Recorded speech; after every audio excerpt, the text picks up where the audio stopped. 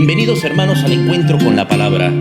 Inspirados en la oración breve, el ciego Bartimeo: Jesús, hijo de David, ten compasión de mí.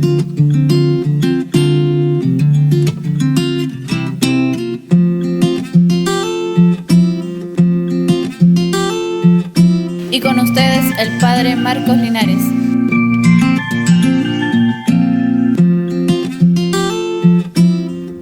Bienvenidos hermanos al encuentro con la palabra. Seguimos leyendo el libro de los Hechos de los Apóstoles. Habíamos quedado en el encuentro anterior en el versículo 23 del capítulo 10 del libro de los Hechos de los Apóstoles. Había allí un protagonista nuevo, importante, llamado Cornelio, militar que se dedicaba a la oración, al compartir, daba limosna, ayudaba a los judíos pobres y con su familia temía a Dios, tomaba a Dios siempre en cuenta en su vida. Dios le decía lo que tenía que hacer, le reveló que mandara a buscar a Pedro. A Pedro también le había revelado que era una misión la que tenía por delante, era una tarea, era un encargo por parte de Dios, por parte del Espíritu. Vamos a leer entonces el versículo 24 hasta el versículo 35. Al otro día llegaron a Cesarea. Cornelio los estaba esperando y había reunido a sus parientes y amigos más íntimos. ¿Quiénes llegaron a Cesarea? Pues los que había enviado Cornelio para buscar a Pedro.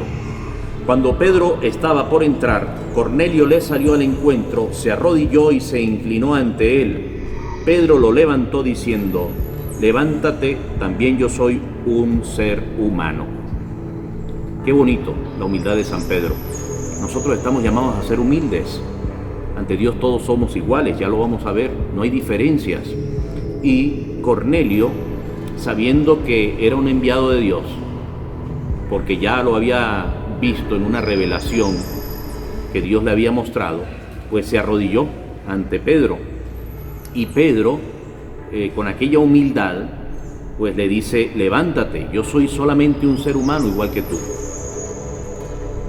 Fíjese que hay humildad por parte de Cornelio hacia Pedro y de Pedro hacia Cornelio. Dice textualmente: levántate, que también yo soy un ser humano.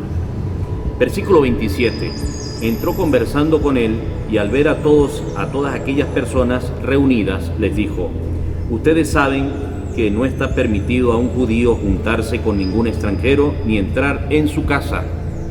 Pero a mí me ha manifestado Dios que no hay que llamar profano a ningún hombre ni considerarlo impuro. Esto es muy importante. Nosotros no podemos juzgar a los demás. Cada uno de nosotros tiene su medida de impureza, como también tiene la oportunidad de mantenerse puro en su máximo esplendor. Versículo 29. Por eso he venido sin dudar apenas me llamaron. Ahora desearía saber por qué me han mandado a buscar. Cornelio respondió: hace 4 días, a esta misma hora, estaba yo orando en mi casa, cuando se presentó delante de mí un hombre con ropas muy brillantes que me dijo: no es igual una presencia pura, blanca de este mundo a una revelación, a una presencia divina. No se puede comparar. Lo único que decimos es lo más parecido al blanco, pero es realmente una especie de revelación tan brillante que no tiene comparación. Versículo 31.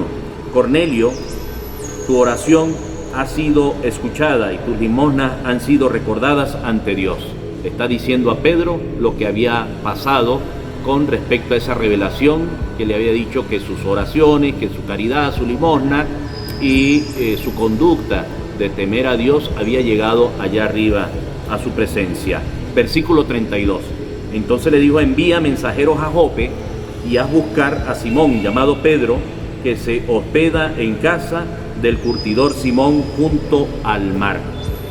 Te mandé a buscar enseguida y tú has tenido la amabilidad de venir. Ahora estamos todos aquí en la presencia de Dios, dispuestos a escuchar todo lo que el Señor te ha ordenado.